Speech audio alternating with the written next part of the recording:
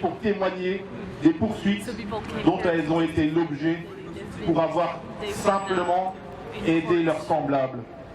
À Emmaüs même, ces dernières semaines, c'est plus d'une demi-douzaine d'interventions des forces de l'ordre, des compagnons Emmaüs, qu'on vient chercher au sein des communautés, lieux d'accueil, lieux de vie, lieux d'activité solidaire, qu'on arrête parfois à bord des camions lorsqu'ils ramassent des meubles. Ces compagnons sont des personnes qui n'avaient rien et qui ont décidé simplement de se mettre au service des plus démunis, des travailleurs solidaires, qui jour après jour œuvrent pour la solidarité.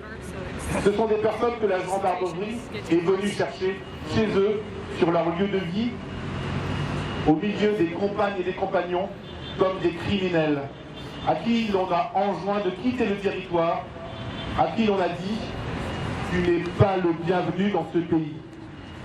Quoi qu'en dise le ministre de l'Intérieur, le délit de solidarité existe bien dans notre pays. Il est inscrit à l'article 622.1 et suivant du Code de l'entrée et du séjour des étrangers et du droit d'asile.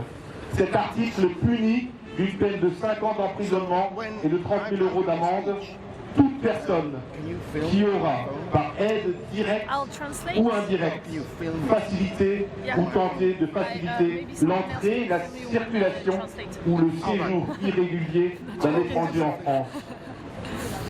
Nous continuerons à faire notre devoir d'humanité et nous ne craignons aucune intimidation. L'abbé Pierre nous disait, quand la loi est injuste, c'est notre devoir de braver la loi. Nous ne voulons pas d'un pays qui ferme ses frontières, qui construise des murs et qui considère les êtres humains comme illégaux.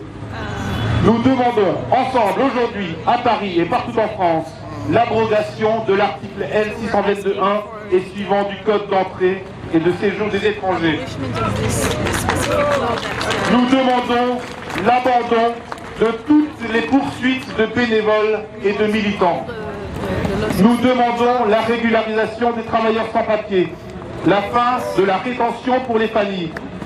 Nous demandons le respect de l'article 13 de la Déclaration universelle des droits de l'homme, qui instaure la liberté de circulation et d'installation.